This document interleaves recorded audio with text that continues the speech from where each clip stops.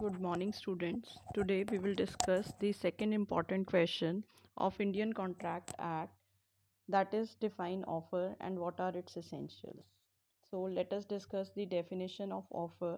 According to section 2A of Indian Contract Act 1872, offer can be defined as when one person expresses his willingness to do or not to do something with a view to gain assent of other person to such act or abstinence. The person making the offer is called offerer, and the person to whom the offer is made is called offeree. So let us move to essentials of valid offer.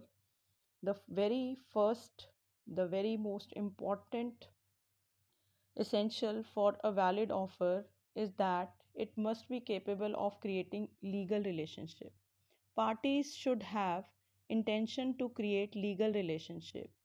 Offerer, while making offer, should have some intention to create legal relationship.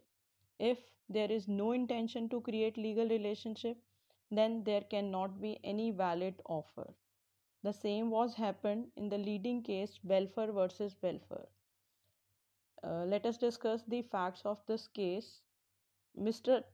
Belfer had to go to Ceylon for his business work, and he could not take his wife along as she was ill and she had to stay in England because of ill health.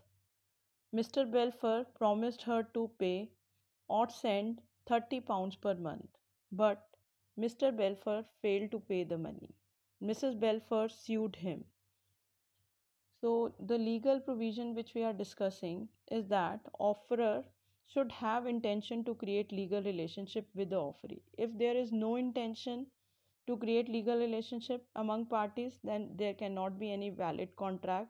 There will be no valid offer. So, decision of the case was same, that since Mr. Belfer just promised Mrs. Belfer without any intention to create any legal relationship. So, this was not a valid offer and hence no valid contract. And Mrs. Belfer could not claim the amount. Second important essential for a valid offer is that it must be certain, definite, not vague. Whenever we are making conditions in the offer, then those conditions in the offer should be very clear, certain, not ambiguous. The leading case on this point is Taylor versus Pottingal. Facts of the case is just like that Mr. A agreed to take B's house on rent. Agreement was for 3 years, and there was a condition that if the drawing room of the house was decorated according to the present style, then Mr. A would pay rent £85 per annum. So, students, as we all know, that this term, specifically present style, was vague, indefinite, not certain. So, the decision of the case was that this particular condition is not clear and hence the contract is void. Another most important condition for a valid offer is that it must be communicated to the offeree for acceptance. If it is not communicated, other party cannot accept it. For example, uh, if Ritu writes a letter to Pooja offering to sell her diamond ring for 2 lakhs but never posts the letter and keeps it in her drawer, it is not an offer and Pooja can never accept it as there was no communication. And leading case on this point is Lalman Shukla versus Gauri Dutt. In this case, Gauri Dutt's nephew was missing. He sent Lalman Shukla to search the missing boy. Meantime, Gauri Dutt announced a reward to the person who would provide some information about the missing boy. Gauri Dutt's servant was unaware of this fact as there was no communication of the reward offer to Shukla. and Shukla found the boy. He handed over the boy to his master Gauridat. Later, Shukla came to know about the reward money and he sued his master for the same. Students, as we are discussing, that it must offer must be communicated to the offeree, only then acceptance is possible. So the decision of the case was that there was no communication of the offer to the servant, hence no agreement was formed between Lalman Shukla and Gauridat. Furthermore, it was the duty of the servant to search the boy. Fourth most important essential of valid offer is that it must be made with a view to obtain assent of other party. It should be distinguished from mere expression of intention. Mere expression of intention should not be confused with offer. Uh, we can just understand this concept with the help of leading case Harris versus Nickerson. Nickerson wanted to sell some of his goods. For this purpose, he gave an advertisement in the newspaper. Advertisement mentioned the day and place of sale. Harris wanted to pay Nickerson goods. Harris wanted to buy Nickerson's goods. So Harris traveled long distance to buy those goods. On arrival, Harris came to know about the cancellation of sale. He sued Nickerson for this. So we can just analyze this case and understand whether this was just offer or a mere expression of intention of sale, as there was an advertisement in the newspaper mentioning day and place of sale, so it was just expression of intention, it was not an offer. So it was held that advertisement in the newspaper regarding sale was mere expression and it was not an offer. So Harris could not recover any damages or any claim from Nickerson. Fifth important point is that offer may be conditional. Friends, you should always remember that offer can contain as many as terms or conditions as it can. Offerer can make as many as terms, conditions, जो भी वो add करना चाहता है वो कर सकता है.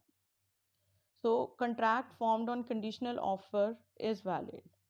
Conditional offer lapses when its condition is not accepted. So, a leading case on this point is of a boy who bought a railway ticket. On the front, it was written for the condition C bag. Ticket per it was mentioned that there are some terms and conditions C bag, and one of the terms was that railway company will not be responsible for any personal injuries to passengers. And there was a railway accident and A was injured. So it was held that A was bound by the conditions and he could not claim any damages. Sixth point is offer should not contain a term that non compliance of which would amount to acceptance. Silence could not amount to be acceptance. One cannot say while making offer that if the offer is not accepted before particular date, it will be assumed as accepted. Same was happened in a leading case where A wrote to B that I offer to sell my house for 20,000, and in case you don't reply within 2 days I will accept that, I will presume that this offer is accepted. Such kind of term or such type of condition is not valid, and in case other party does not reply it cannot be presumed that he has accepted the offer. Seventh point is lapse of an offer. Offer lapses if either of the party, either offerer or offeree, dies before acceptance, or if it is not accepted within specific time or reasonable time. Suppose I told you to accept my offer within 2 days and within 2 days there is no reply from your side, then it is lapsed. The offeree accept the offer in some other manner. I told you that accept and reply me back via email, but you replied via WhatsApp, then it is not valid acceptance and my offer has lapsed. If uh, there is revocation by the offerer, then offer can also lapse. And friends, invitation to an offer is not an offer. An offer must be distinguished from an invitation to offer. Invitation to offer aims to circulate information of readiness to sell a particular product. It is not an offer. For example, if we display goods in a shop with price tags, that is just an invitation to offer from shopkeeper's side to the customers that customers should come to offer him, and uh, acceptance will be made by shopkeeper.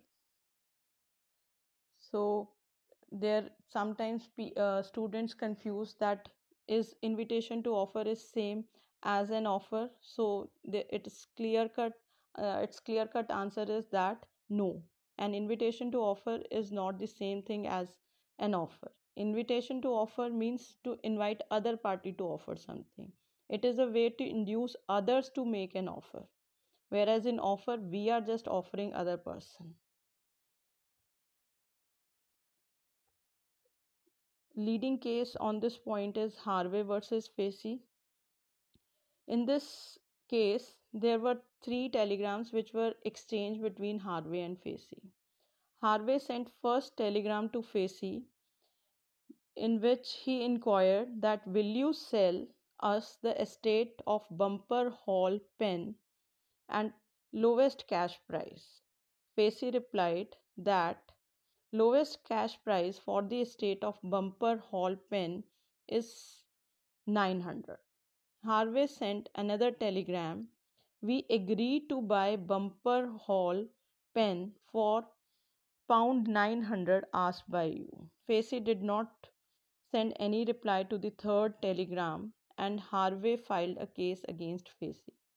So we must understand that there was not an offer by Facey by replying that lowest cash price is pound 900. It was just the answer to his query that what is the lowest price, but there was not offer.